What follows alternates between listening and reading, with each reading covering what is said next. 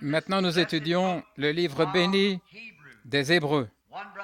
Un frère y a tellement pris plaisir qu'il a pris les bandes et est en train de faire un livre d'enseignement sur ce sujet. Maintenant, nous allons aborder très bientôt le chapitre 11. Nous nous attendons à passer l'hiver là-dessus. Sur ce chapitre 11, concernant chacun de ces personnages, nous souhaitons revoir tout le livre et relier toutes les Écritures. J'allais le faire. Je le fais en partie pour certaines parties de ces chapitres précédents, pour faire en sorte que le livre entier se relie. Car voyez-vous, les Écritures doivent confirmer les Écritures. C'est pourquoi s'il y a quelques contradictions, si quelqu'un pense que les Écritures se contredisent, c'est une erreur. Aucune Écriture n'en contredit une autre. La contradiction, on la trouve là où l'Écriture contredit peut-être notre façon de voir la chose, mais en soi, elle ne se contredit pas. J'ai accompli maintenant 26 ans de ministère et pas une seule fois, je n'ai trouvé une chose dans la Bible qui contredise une autre qui est écrite. Et je sais qu'il n'y en a pas. Aujourd'hui, nous étudions l'un des chapitres les plus bénis des Hébreux, le chapitre 7. Et si quelqu'un n'a pas de Bible alors qu'il aimerait nous suivre pendant la lecture, nous serons heureux de vous apporter une Bible si vous voulez simplement lever la main. Je demanderai à quelques-uns des anciens que quelqu'un vienne ici prendre. Il y en a qui ont levé la main là derrière. Merci, frère. Si vous désirez une Bible, levez simplement la main et on vous l'apportera. Maintenant, la seule façon pour une Église d'être édifiée, la seule façon pour un homme d'avoir la foi, ce n'est pas par sa dénomination, ni par son affiliation, et sa foi n'est pas fondée sur les idées théologiques d'un homme, les idées d'homme, car ce n'est pratiquement rien d'autre que l'homme. Mais la seule chose en laquelle la foi trouve son solennel lieu de repos, c'est dans l'invariable et immuable parole de Dieu. La foi vient de ce qu'on entend, la parole. C'est ce qu'il faut. Et quand la foi est reçue et acceptée, c'est réglé pour toujours. Jamais plus rien ne peut l'ébranler, quoi qu'il arrive. Rien ne peut changer cette foi. Pensez-y.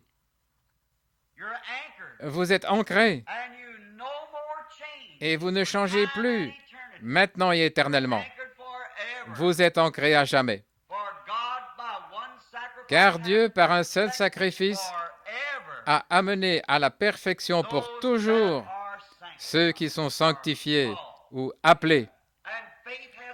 Et la foi est d'une telle importance dans la vie du chrétien, du croyant, qu'elle peut demeurer ferme à côté d'une tombe boueuse ou au-dessus d'un cercueil, ou quand un précieux bébé ou un être chéri a quitté cette vie pour l'au-delà. Et avec le regard ferme d'un aigle, elle peut regarder à celui qui a dit « Je suis la résurrection et la vie ».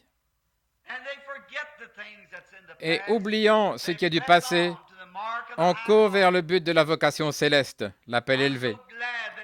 Je suis tellement heureux que Dieu ait pourvu à cela et qu'il en ait fait un don gratuit à tous. Voilà ce que les églises doivent être. Église ne signifie pas dénomination ou organisation. Cela signifie un groupe de gens, de croyants, qui se sont réunis dans la communion de la parole.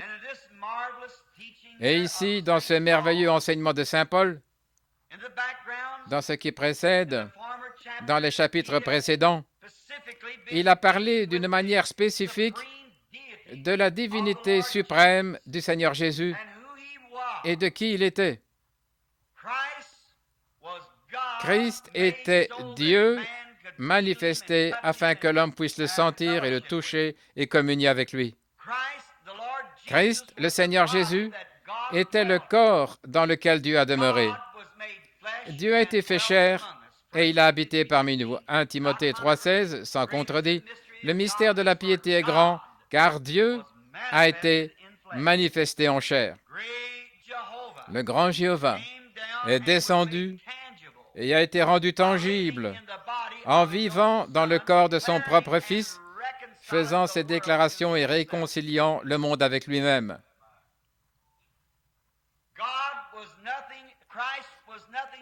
Christ était Dieu, ni plus ni moins. Et Dieu était Christ, ni plus ni moins. Les deux mis ensemble ont constitué corporellement la divinité.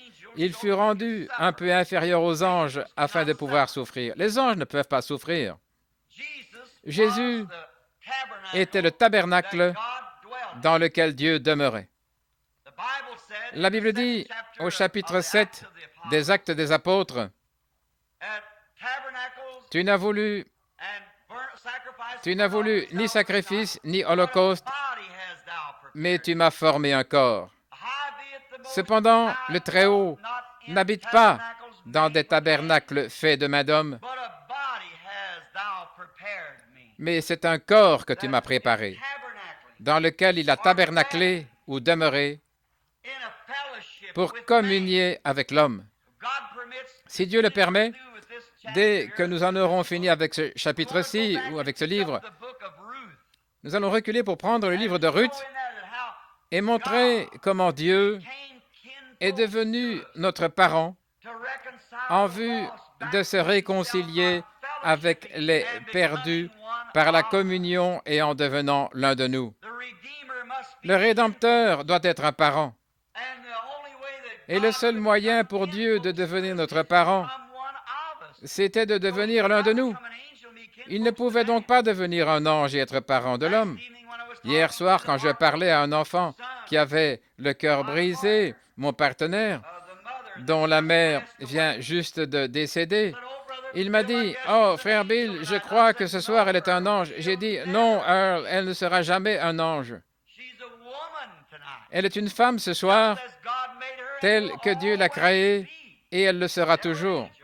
Elle ne sera jamais un ange. Dieu a créé les anges. Il n'a jamais changé les hommes pour en faire des anges. Il a créé et les anges et les hommes. Les hommes ne seront jamais des anges et les anges ne seront jamais des hommes. Dieu les a créés différents. Et quand Christ est devenu chair pour racheter l'homme et le faire sortir de ce grand au-delà où il était tombé et avait perdu l'immortalité à cause du péché, Dieu est descendu et a pris la forme ou l'aspect d'un homme. Il est devenu notre parent afin qu'il puisse porter nos péchés et notre mort.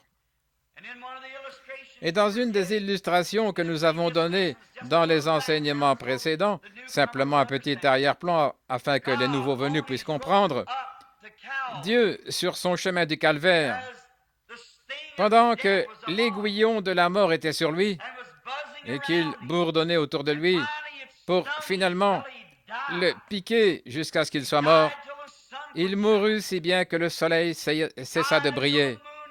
Il mourut si bien que la lune et les étoiles ne donnèrent plus leur lumière. Il devait faire cela pour que l'aiguillon de la mort soit ancré en lui. S'il était une personne immortelle, s'il était dans la théophanie ou dans l'esprit, la mort n'aurait eu aucun pouvoir là-dessus. Il a fallu qu'il devienne chair afin qu'il puisse prendre l'aiguillon de la mort. Et une fois qu'une abeille ou un insecte qui pique, une fois qu'il a enfoncé son dard, il ne piquera plus jamais. Il laisse son dard dans la chair. Et la raison pour laquelle Dieu est devenu Christ et habité dans la chair, c'était afin que l'aiguillon de la mort soit ancré dans sa propre chair. Et lorsque la mort s'est retirée de lui à la croix, elle a laissé son aiguillon. Cela ne pouvait plus jamais piquer un croyant. Elle peut bourdonner, elle peut vrombir et menacer, mais elle ne peut pas piquer, elle n'a plus d'aiguillon. Le grand saint Paul, alors qu'il marchait vers la mort, s'écria en disant, « Ô mort, où est ton aiguillon? Ô mort, où est ta victoire? » Mais grâce soit rendue à Dieu qui nous a donné la victoire par notre Seigneur Jésus-Christ, car la mort et le tombeau ont perdu leur pouvoir. Alors dimanche dernier, nous avons pris « Laissant les principes de la doctrine de Christ », c'est ce que nous avons lu au chapitre 6, « Allons jusqu'à la perfection ». Et nous avons découvert que les gens aujourd'hui, dans bon nombre d'églises, tout comme au Branham Tabernacle et ailleurs, passent trop de temps à étudier les éléments de Christ. Il était le fils d'Abraham, il était le fils d'un tel, et on retourne dans les généalogies. Mais la Bible dit, mettons de côté ces choses et allons à la perfection. Vous devez d'abord connaître la doctrine, et il vous faut ensuite connaître toutes ces choses. Et puis, mettons-les de côté, dit-il. Ce qui concerne la résurrection des morts, l'imposition des mains, les baptêmes, et toutes ces choses mortes pour Dieu. Cependant, elles n'ont point de vie en elles. Mais l'Église aujourd'hui continue simplement avec ces choses. Oh, nous croyons à la divinité de Christ, oui, certainement. Nous croyons au baptême d'eau, oui, certainement. L'imposition des mains. Mais Paul dit, nous ferons tout ceci si Dieu le permet. Mais malgré tout ça, mettons donc ces choses de côté et continuons jusqu'à la perfection. Or, l'Église ne peut être rendue parfaite par l'organisation. Cela éloigne toujours et davantage Dieu ou éloigne davantage les gens les uns des autres. On dresse des barrières, nous nous séparons comme n'ayant pas la foi. Mais alors, quand on laisse ces éléments de la parole et qu'on continue à avancer vers la perfection, alors ces petites choses n'auront plus beaucoup d'utilité. Nous entrons dans une relation et on découvre que le seul moyen pour qu'on puisse être rendu parfait, c'est d'être en Christ. Et on découvre alors, par les enseignements de la Bible, comment entrer en Christ. Ce n'est pas par le baptême d'eau, ni par l'imposition des mains, ni par l'enseignement, mais par un seul esprit. Nous avons tous été baptisés pour former un seul corps et nous avons été rendus parfaits par ses souffrances. Alors nous devenons différents, nous pensons différemment, nous agissons différemment, nous vivons différemment. Ce n'est pas parce que c'est un devoir ou parce que nous sommes membres de l'Église, mais c'est à cause de l'amour que Dieu a répandu dans nos cœurs par le Saint-Esprit. Cela fait de nous des concitoyens du royaume de Dieu.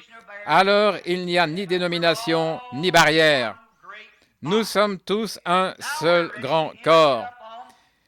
Maintenant, nous sommes prêts à aborder la leçon de ce matin dans quelques instants. Il y a encore une chose que je veux dire. C'est Paul qui parle. Au chapitre 6, plutôt, nous découvrons ici que nous sommes rendus parfaits en Christ. Alors, au verset 13 du chapitre 6, comme arrière-plan, lorsque Dieu fit la promesse à Abraham, ne pouvant jurer par un plus grand que lui, il jura par lui-même. Dieu jura par lui-même parce qu'il ne pouvait pas jurer par quelqu'un de plus grand. Maintenant, nous allons revenir en arrière et prenons Galates juste quelques instants, le livre des Galates, Galates 3,16. Nous lirons ici juste un instant par quoi il a juré. Or, les promesses ont été faites à Abraham et à sa postérité.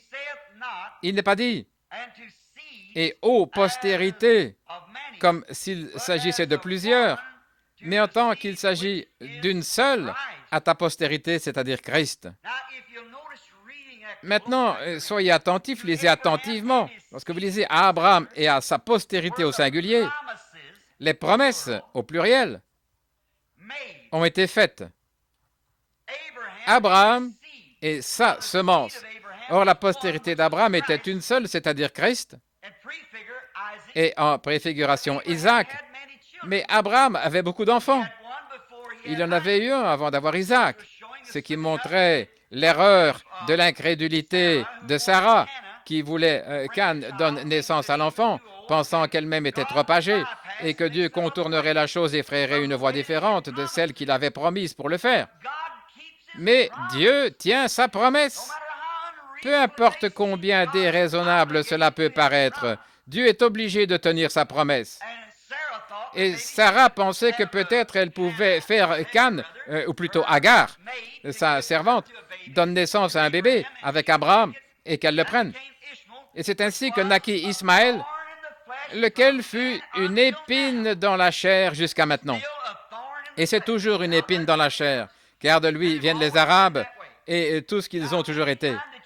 Maintenant, chaque fois que vous êtes incrédule à la pure parole de Dieu et que vous acceptez une autre voie, et ce sera une épine dans votre chair. N'acceptez que ce que Dieu a dit.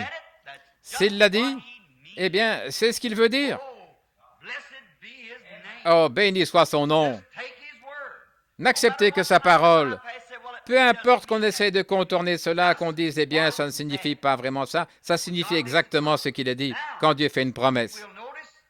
Si nous remarquons maintenant attentivement, Abraham et sa postérité, d'une part, il y avait la postérité au singulier, et d'autre part, il y avait les promesses.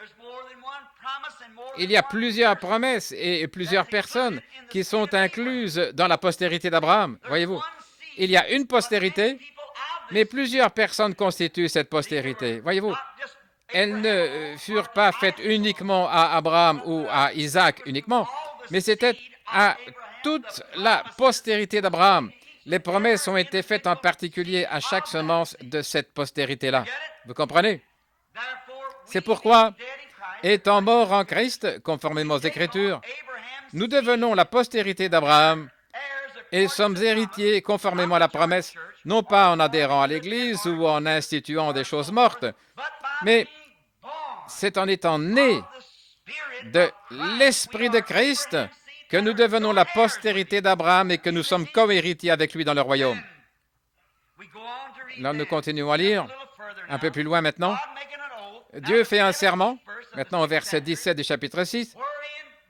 C'est pourquoi Dieu, voulant plus abondamment, Dieu, voulant montrer avec plus d'évidence aux héritiers de la promesse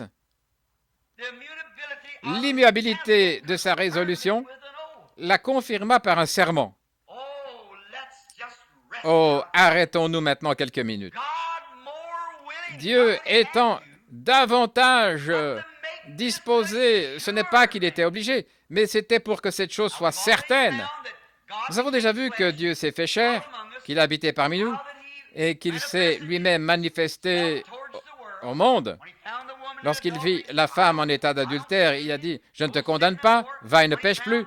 Lorsqu'il vit les malades, il se comporta exactement comme il devait se comporter, car il était Dieu. Et il guérit les malades, il a ressuscité les morts, il a pardonné les péchés. Peu importe ce que c'était leur multitude, ou à quel point les gens avaient rétrogradé, il leur pardonnait de toute manière s'ils étaient prêts à venir demander pardon.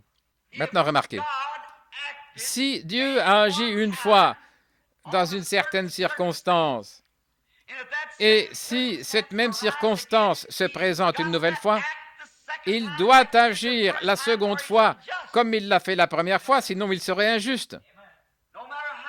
Peu importe combien vous êtes plongé dans le péché, combien vous pouvez être avili, il doit agir à votre égard comme il l'a fait à l'égard de cette femme déchue. Sinon, il aurait mal agi cette fois-là. Le comportement de Dieu, c'est sa personne. Et ce qu'il est dans son comportement révèle sa personne. Et c'est comme ça que vous êtes. Votre comportement dans la vie révèle ce que vous êtes. Comme nous l'avons vu dans l'une des dernières leçons, les méthodistes affirment « quand on crie, on l'a ». Les pentecôtistes disent « quand vous avez parlé en langue, vous l'avez ». Les Shakers disent « quand vous tremblez, vous l'avez ». Les Shakers de Pennsylvanie. Mais nous découvrons qu'ils sont tous dans l'erreur.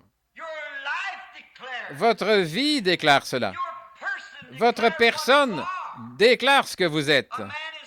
On reconnaît un homme à ses œuvres. Et quelle que soit votre vie, vous avez entendu ce vieux dicton, votre vie parle tellement fort que je ne peux pas entendre vos paroles. Ainsi, Vous êtes ce que vous êtes. La vie que vous menez révèle le genre d'esprit qui est en vous. Et puis, on peut imiter la chose fausse, ou plutôt, imiter la vraie chose, si je puis dire. Vous pouvez imiter un chrétien, mais bientôt, il viendra un temps où la pression sera exercée. Et alors, cela révélera ce que vous êtes. La solidité d'une chaîne se mesure par celle de son maillon le plus faible. Et lorsque Christ, le Fils de Dieu, fut mis à l'épreuve, cela révéla qui il était. Sûrement. Quand vous êtes mis à l'épreuve, cela montre ce que vous êtes. Votre vie reflète toujours ce qu'il y a en vous.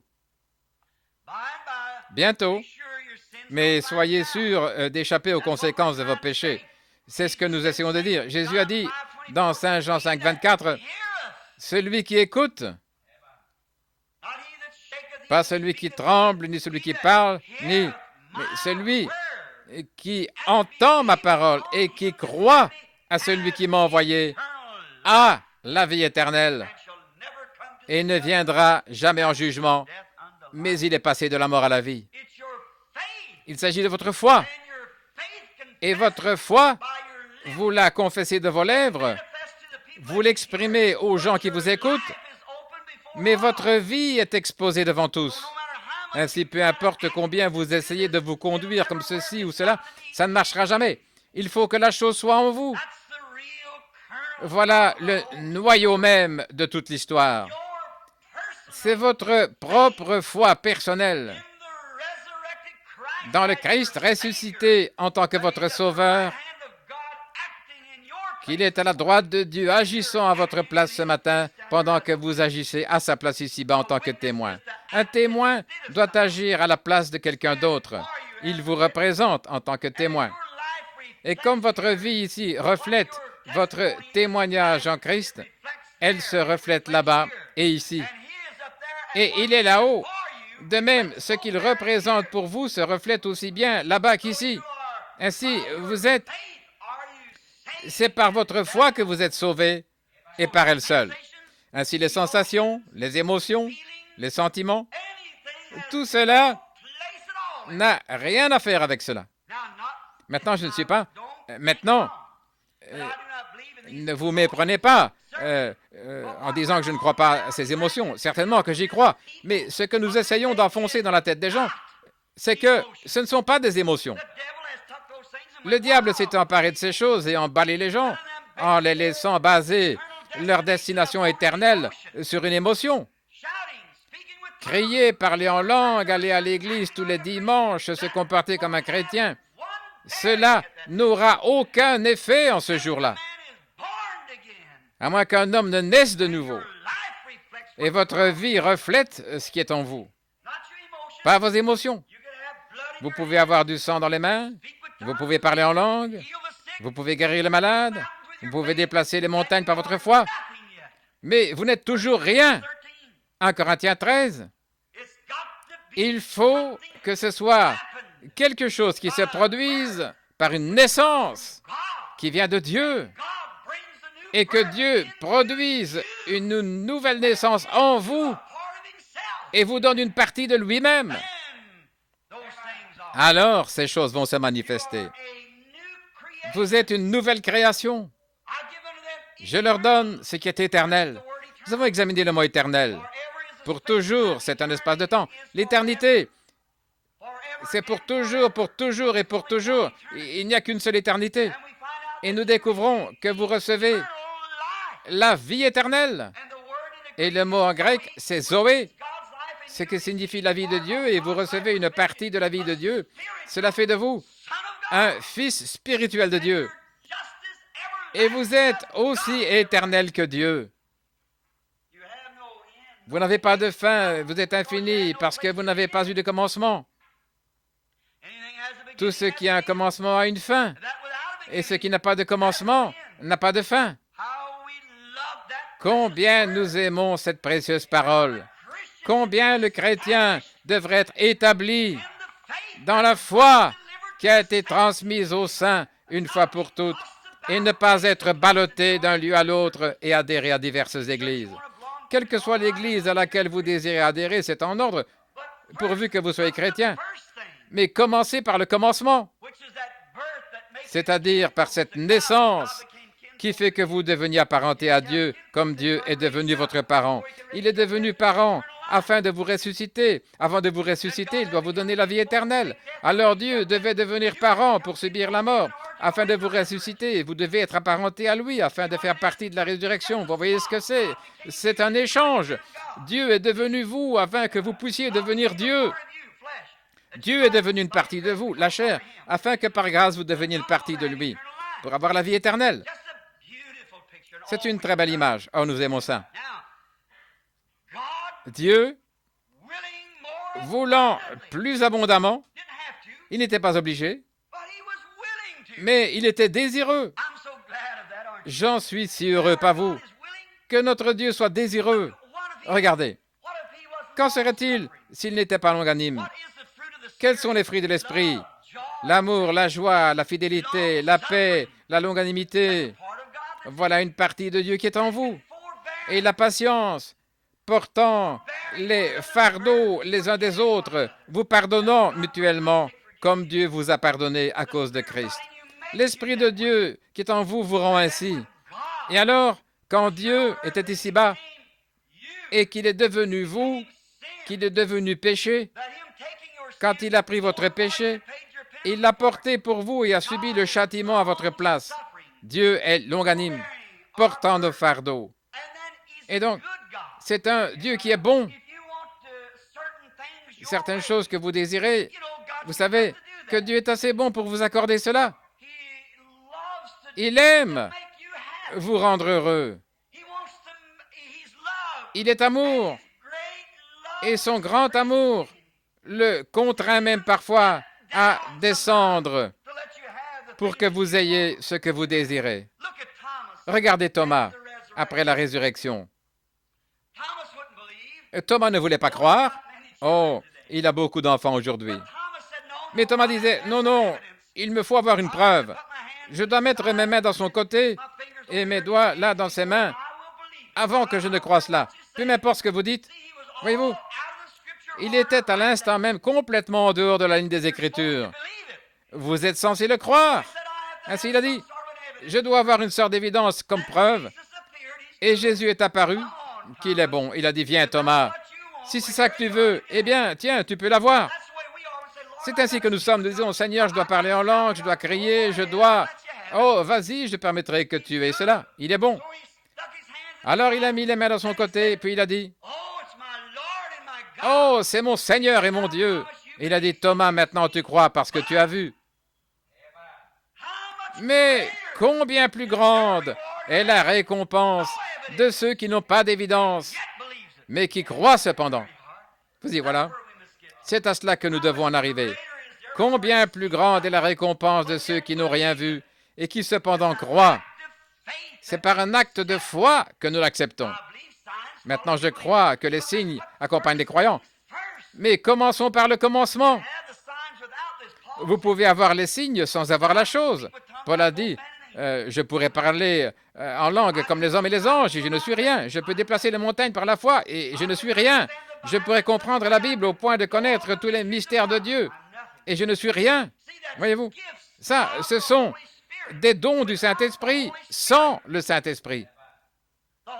Le Saint-Esprit, c'est Dieu et Dieu est amour, joie, paix, longanimité, bienveillance, patience. C'est ça l'Esprit de Dieu. Voilà ce que Dieu suscite au dernier jour par cet Esprit. Dieu voulant montrer avec plus d'évidence aux héritiers de la promesse, Dieu désirant montrer, qui sont les héritiers? Étant morts en Christ, nous devenons la postérité d'Abraham et nous sommes des héritiers. Oh, est-ce que ça pénètre? Nous sommes héritiers du royaume de Dieu par une promesse faite sous serment. Dieu n'était pas obligé de jurer, sa parole est parfaite.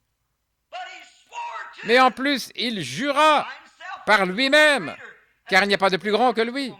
Pendant que nous continuons à lire, Écoutez, la promesse d'immuabilité de sa résolution intervint par un serment. L'immuabilité, l'invariabilité. Dieu ne peut pas changer. Il doit rester le même.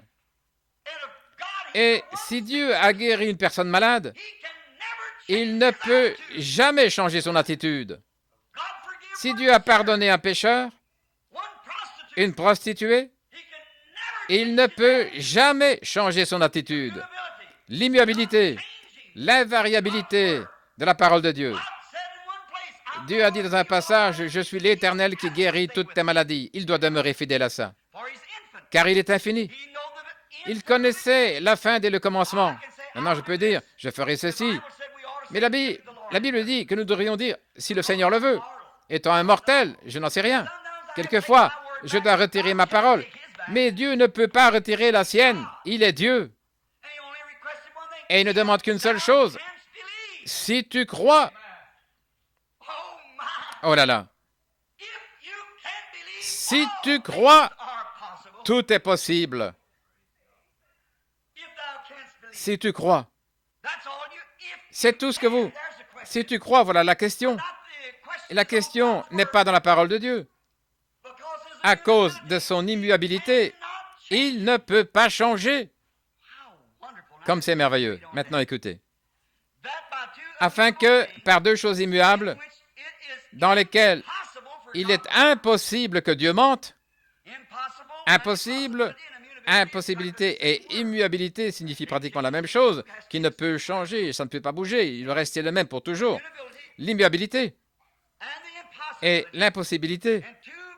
Et par deux choses immuables dans lesquelles il était impossible que Dieu mente, avons-nous deux choses? Oui, premièrement, sa parole a dit qu'il ferait la chose. Ensuite, il a juré qu'il le ferait. Oh là là. Quel genre de personnes devrions-nous être? Pourquoi devrions-nous être ballottés et courir ça et là en acceptant les choses du monde et en nous comportant selon le courant des chrétiens de 1957? Nous devons être le type des chrétiens à l'ancienne mode, ceux qui prennent Dieu au mot et qui appellent les choses qui n'étaient comme si elles existaient. Si Dieu l'a dit, ça règle la question. Abraham, à qui la promesse fut donnée, à lui et sa postérité, il appela les choses qui n'étaient point comme si elles étaient, car c'était la promesse de Dieu. Il savait que Dieu ne pouvait pas mentir. Il lui avait promis cela. Et il crut cela. Et alors que les années passaient et que la promesse semblait s'éloigner davantage selon l'œil naturel, elle se rapprochait davantage pour Abraham. Au lieu de se décourager et de dire, eh bien, peut-être que la guérison divine n'existe pas, peut-être que j'ai mal compris, peut-être que ça n'existe pas, peut-être que je me suis trompé. Alors cela prouve une chose, c'est que vous n'êtes pas né de nouveau. Nous avons abordé ça dimanche passé, juste un peu plus haut dans le chapitre. Car il est impossible que celui qui a goûté une fois les dons célestes et tombe encore et soit renouvelé, amené à la repentance. Absolument, totalement impossible. Car celui qui est né de Dieu ne pratique pas et ne peut pas commettre le péché, parce que la semence de Dieu demeure en lui et il ne peut pas pécher. La semence de Dieu, c'est la parole de Dieu. La foi vient de ce qu'on entend la parole. Le sacrifice a été offert, tout est terminé.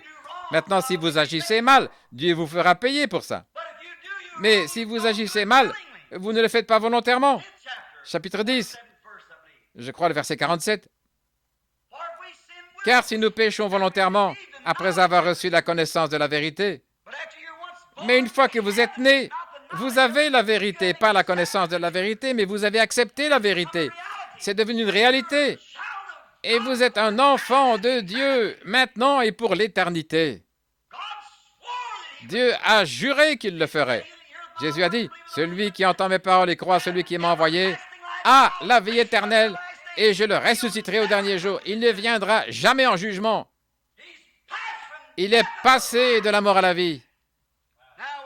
Alors avec un tel serment, Dieu voulant que nous recevions la chose, maintenant remarquez ce que Paul dit ici, alors qu'il s'adressait à l'Église. C'est impossible que Dieu mente. Nous devrions trouver un puissant encouragement. Pas, eh bien, si les baptistes ne me traitent pas comme il faut, j'irai chez les méthodistes, voyez-vous. Nous devrions trouver un puissant encouragement, nous dont le seul refuge a été de saisir l'espérance qui nous était proposée. Maintenant, lisons donc le dernier ici. Cette espérance, nous la possédons comme une ancre de l'âme.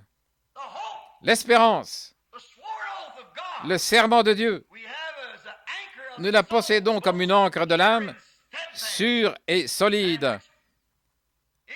Elle pénètre au-delà du voile. Parlons juste un moment du voile. Nous n'avons pas très bien saisi dimanche soir. Au-delà du voile. Le voile, c'est la chair. C'est le voile qui nous empêche de voir Dieu face à face dans cette Église. C'est le voile qui nous empêche de voir les anges dans leur position ce matin, debout à côté des sièges. C'est le voile qui nous empêche de voir. Nous sommes cachés derrière le voile et ce voile, c'est la chair. Nous sommes fils et filles de Dieu. Nous sommes dans la présence de Dieu. Les anges de Dieu campent auprès de ceux qui le craignent. Nous sommes constamment dans la présence de Dieu. Je ne t'abandonnerai jamais et jamais je ne te délaisserai. Je serai avec vous toujours jusqu'à la fin. Mais le voile, c'est la chair. C'est ce qui nous empêche d'entrer dans sa présence.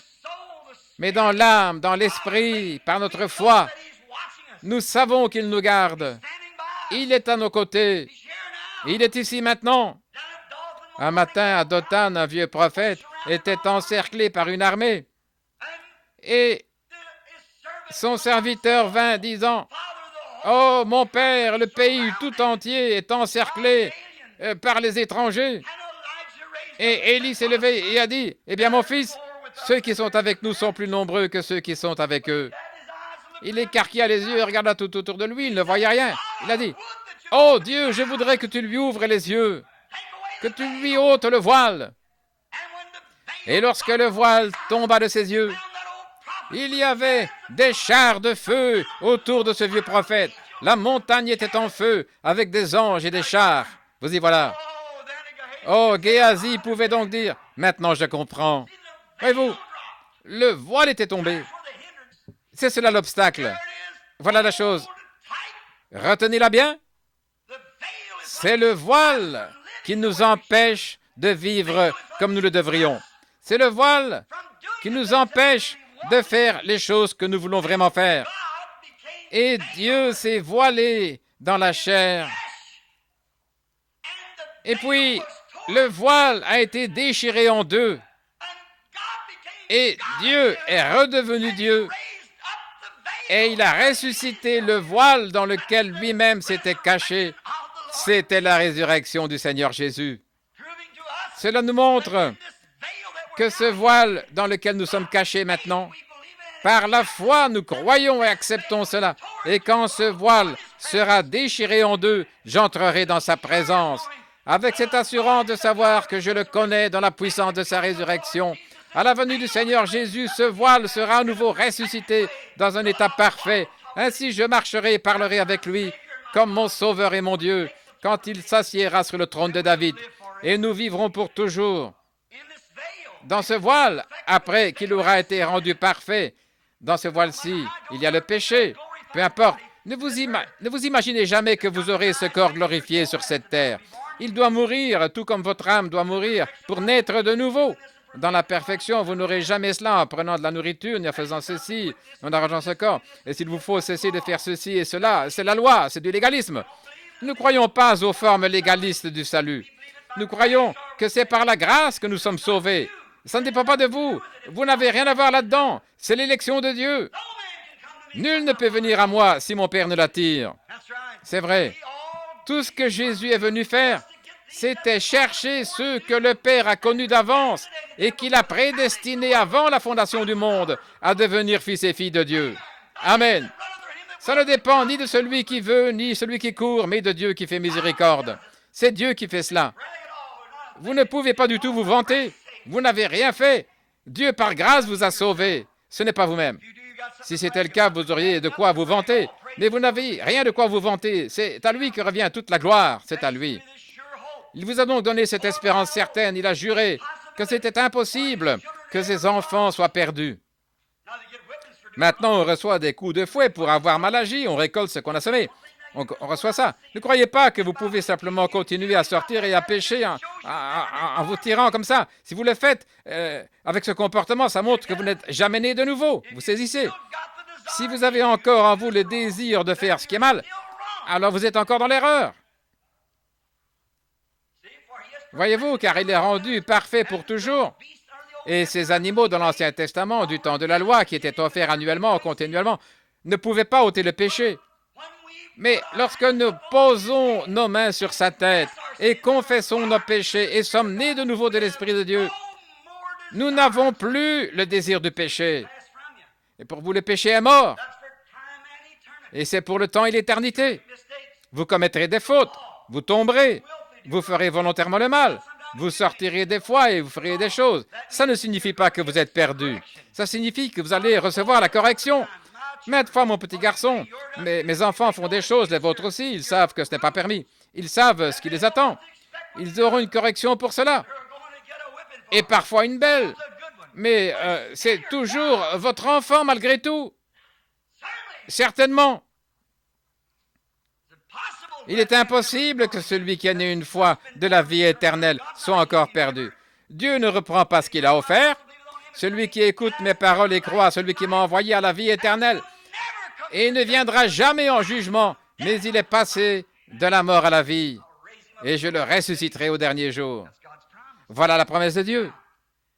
Maintenant, si vous continuez à dire, « Oui, bien, je peux donc simplement faire... Je fais toujours ce que je veux. » Mais si vous êtes chrétien, vous n'aimerez pas faire le mal, car la vie même qui est en vous, le fondement même. Si vous désirez faire le mal, cela montre qu'il y a quelque chose de faux. Comment une eau amère et une eau douce peuvent-elles sortir de la même fontaine? Si donc vous avez été embrouillé à cause d'une espèce d'émotion, quelque chose de fantastique, de sensationnel, oubliez ça. Revenez à l'autel et dites, « Oh Dieu, débarrasse-moi de ma vieille vie de péché et mets-moi dans une condition telle que tous mes désirs. » Celui qui est né de Dieu ne pratique pas le péché. C'est vrai, il n'a aucun désir de le faire.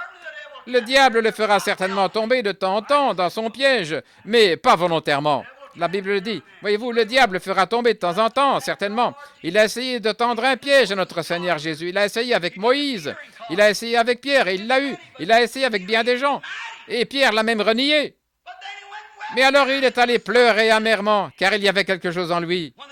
Lorsque la colombe fut envoyée hors de l'arche, le corbeau est sorti, il a croassé tout autour, il se comportait très bien dans l'arche, mais quand il est sorti, sa nature était différente. Il pouvait manger toutes les vieilles carcasses mortes qu'il voulait et être satisfait. Pourquoi? C'était un corbeau au départ. Il était un charognard. Il ne valait rien. C'était un hypocrite. Il s'était posé avec la colombe sur le perchoir. Il était aussi grand que la colombe, il pouvait voler partout où la colombe volait. Et il pouvait manger de la bonne nourriture, tout comme la colombe. Mais il pouvait aussi manger de la nourriture putréfiée, ce que la colombe ne pouvait pas faire.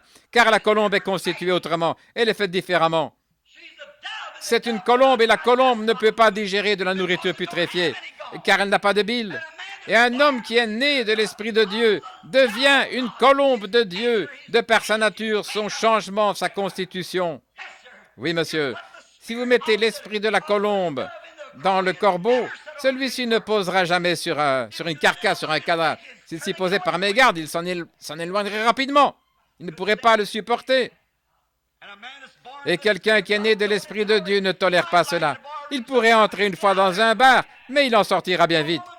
Une femme pourrait l'attirer pour lui faire changer d'avis, mais il détournera de nouveau la tête. Il s'éloignera rapidement de là. Pourquoi? Il est une colombe, c'est vrai. Vous ne pouvez pas le duper parce qu'il est avisé. Mes brebis connaissent ma voix et elles ne suivront point un étranger. C'est une colombe dès le départ. C'est de ça que je parle. Quelque chose de réel est ancré là-dedans. Maintenant, faites bien attention. Dieu l'a juré. Cette espérance, nous la possédons comme une encre de l'âme solide. Elle pénètre au-delà du voile. Le voile, Dieu est descendu voilé dans la chair. Pour faire quoi? Pour se révéler. Il a dû se cacher. C'est pour cela que nous ne pouvions pas le voir. Il s'est caché derrière le voile. Et qui était ce voile? Jésus. Ce n'est pas moi qui fais les œuvres, disait Jésus, mais mon Père. Mon Père demeure en moi. J'agis et mon Père agit. Moi aussi, j'agis jusqu'à présent. Le voici. En tant que celui qui est voilé, marchant dans la chair, Dieu Emmanuel, Dieu avec nous. Dieu était en Christ, réconciliant le monde avec lui-même. Le voici marchant parmi nous. Eh bien, il est descendu et a fait la sanctification, ou la provision, ou plutôt la propitiation, afin que par l'offrande de sa mort, il paye le salaire du péché pour revenir demeurer en nous. Alors la foi que nous avons est une foi voilée, une personne voilée. C'est pourquoi nous ne regardons pas aux choses que nous voyons à travers ce voile-ci. Ce voile a de l'instruction, il fait des choses, il dit des choses. C'est quelque chose de scientifique. Mais l'Esprit de Dieu vivant, qui demeure ici à l'intérieur, appelle les choses qui n'étaient point comme si elles étaient, du moment que Dieu l'a dit. Voilà le voile. Nous sommes voilés. Eh bien, un jour, il ressuscitera ce voile, lequel naîtra non pas d'une femme par le désir sexuel de l'homme et de la femme, mais par la volonté de Dieu. Il parlera et la chose s'accomplira. Alors nous aurons un corps comme son propre corps glorieux. Nous serons voilés afin que nous puissions nous parler, nous serrer la main. Maintenant, lorsque nous partons d'ici, il y a un tabernacle, une théophanie, qui est juste l'image d'un homme, qui ne mange pas, ne boit pas, ne dort pas, qui est toujours éveillé.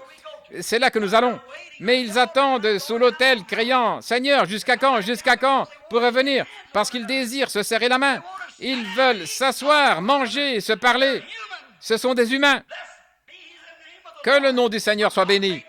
Au commencement, Dieu fit l'homme à son image, il le fit ainsi. On communiait l'un avec l'autre parce qu'on se connaissait. Nous aimons ce que Dieu a fait de nous parce que nous avons été faits ainsi.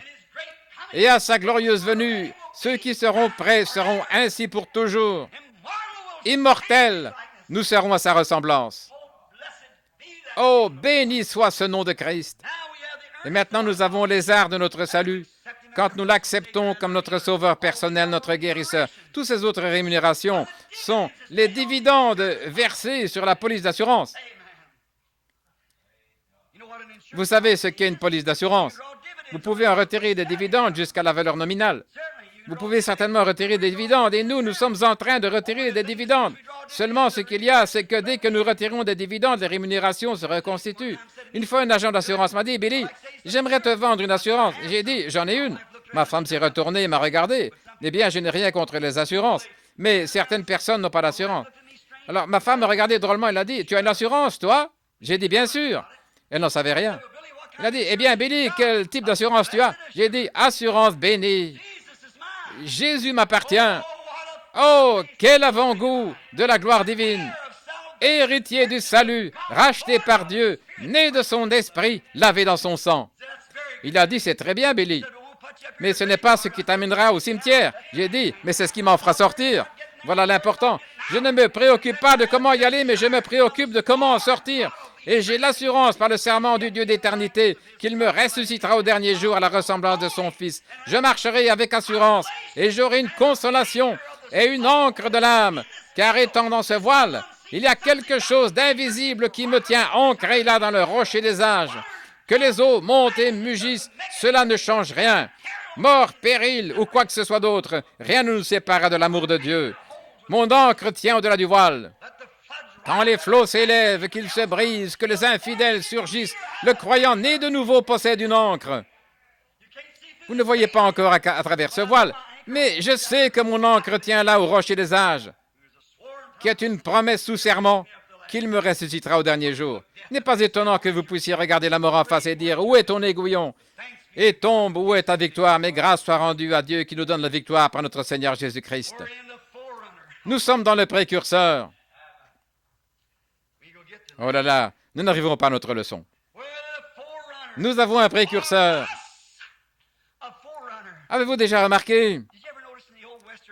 En Occident, souvent le long de vieilles pistes, il y avait un avant-coureur, un éclaireur. Si dans le convoi de chariots on crevait de soif, l'éclaireur précédait en courant.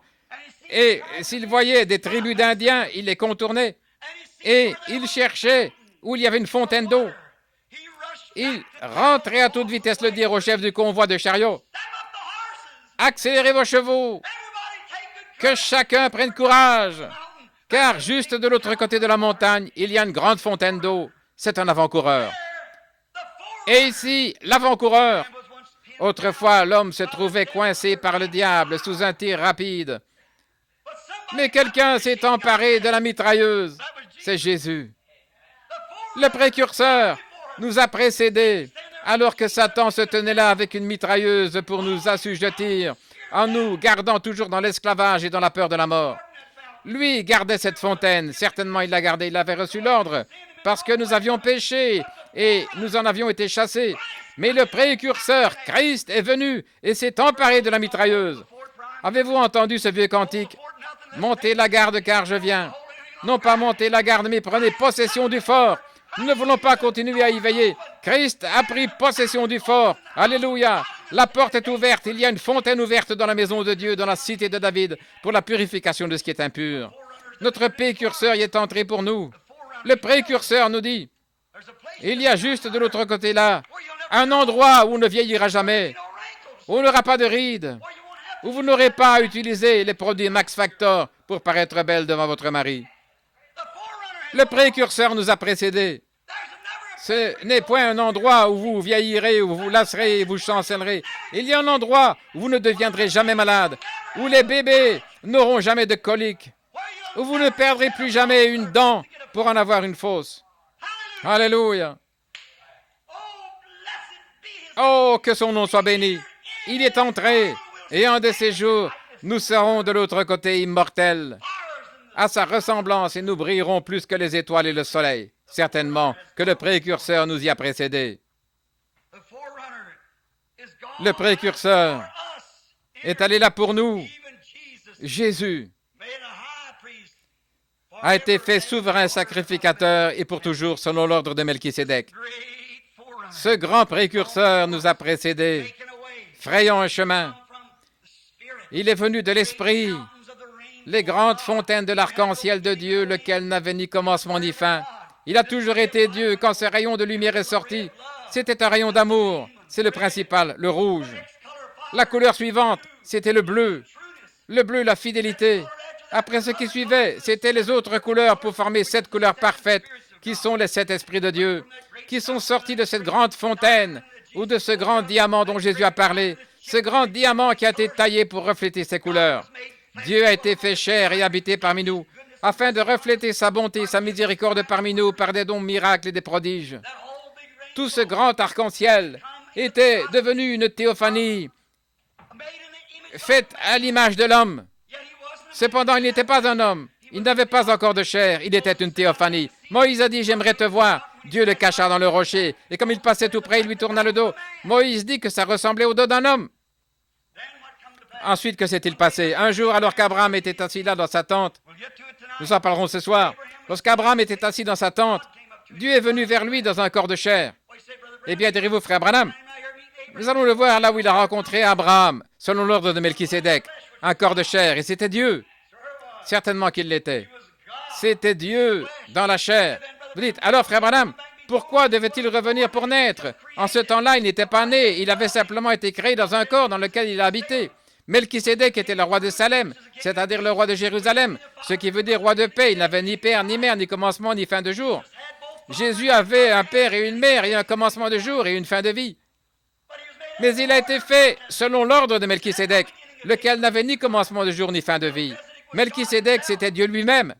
Melchisédek était Jéhovah Dieu, le même qui rencontra Abraham dans sa tente des années plus tard, et qui lui, ayant tourné le dos, lui dit, « Pourquoi Sarah a-t-elle ri ?» C'est vrai.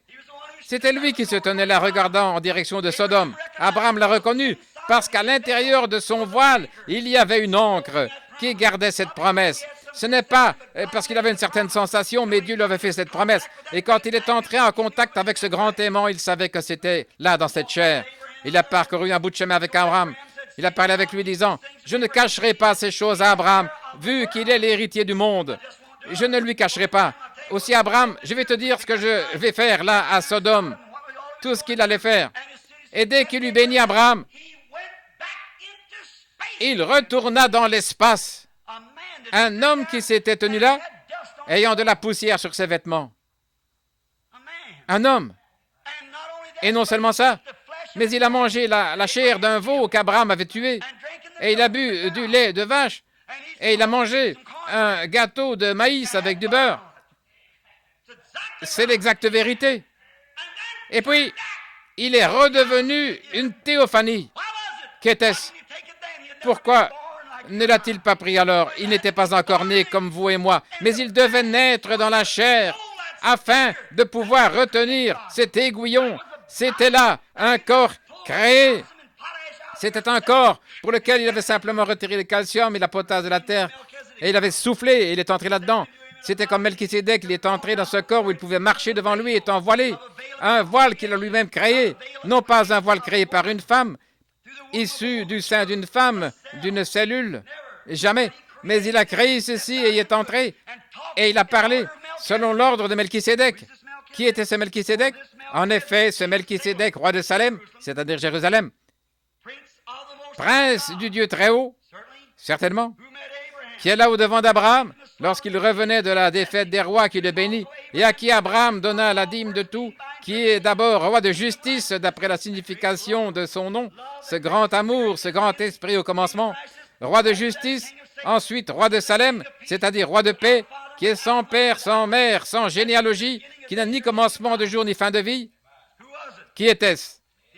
Il n'a jamais été enfanté, il ne mourra jamais. Qui est-ce?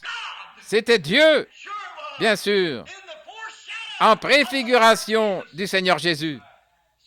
Certainement, mais il devait venir par une femme, de la même manière que vous venez par la femme. Il devait venir comme vous êtes venu, afin de vous ramener à lui. Alléluia!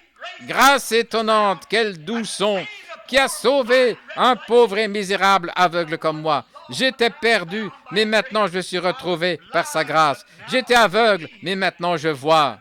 Je comprends ce qu'il a dû faire. Dieu est devenu moi, afin que moi, par grâce, je devienne une partie de lui. Il a pris mes péchés, afin que par sa justice, j'ai la vie éternelle. Je n'avais pas de choix. Ma nature était celle d'un pécheur. Je n'étais pour rien. J'étais né du monde enfanté dans l'iniquité, venu au monde proférant des mensonges. Pas de chance du tout, rien, pas même un désir. Dites à un cochon qu'il agit mal en mangeant de la boue, si vous voulez bien le faire. Voyez, s'il vous écoutera. Dites à un corbeau qu'il agit mal en mangeant de la charogne, et voyez ce qu'il vous dira, s'il pouvait parler. Il dira, occupez-vous de vos affaires, certainement. Oh, mais cette grâce de Dieu qui a changé cette nature et m'a donné la possibilité d'avoir le désir et de languir et d'avoir soif. Car ta bonté vaut mieux que la vie, ô mon Dieu. Mon cœur aussi soupire après toi. David a dit, comme une biche soupire après les courants d'eau, ainsi mon âme est assoiffée de toi, ô Dieu. Dieu a donné à l'homme cette soif pour l'adorer, l'aimer, le rechercher, mais l'homme l'a perverti par l'appel du diable. Et il va convoiter les femmes, les plaisirs et les choses du monde, essayant de satisfaire cette sainte création que Dieu a placée en lui pour qu'il l'aime et il la porte, cette soif, sur les choses du monde. Mais mon frère, une fois qu'il est changé et que cette fontaine qui est infestée d'asticots, toutes sortes de la citerne, là, et lorsque ça a été purifié, stérilisé, et que la pure parole de Dieu y est mise, le péché ne peut plus jamais l'atteindre. Amen. Oh, combien je l'aime! Combien je l'adore! Ma vie, mon soleil, mon tout en tout. Le grand Créateur est devenu mon Sauveur. Et toute la plénitude de Dieu demeure en lui. De sa gloire, histoire toujours vivante. Mon Dieu et mon Sauveur est venu et Jésus était son nom. Né dans une crèche, étranger aux siens, le Dieu de peine, de larmes et d'agonie. Oh, combien je l'aime, combien je l'adore, mon souffle, mon soleil, mon tout en tout. Oh Dieu, comment a-t-il pu le faire? Les hommes ont essayé de décrire cela. Quelqu'un a dit, si nous remplissions l'océan d'encre, et si chaque paille sur la terre était une plume, et tous les cieux un parchemin, et tout homme un scribe, écrire l'amour du Dieu céleste, comment ce grand Dieu du ciel est devenu chair et a pris mon péché. Décrire l'amour de Dieu assécherait l'océan, même si le rouleau s'étendait d'un bout à l'autre du ciel. Et pour donner aux héritiers de ce salut une espérance certaine, il a juré par lui-même qu'il nous ressuscitera au dernier jour et qu'il nous donnera la vie éternelle, et personne ne peut les ravir de ma main. Amen. Prions.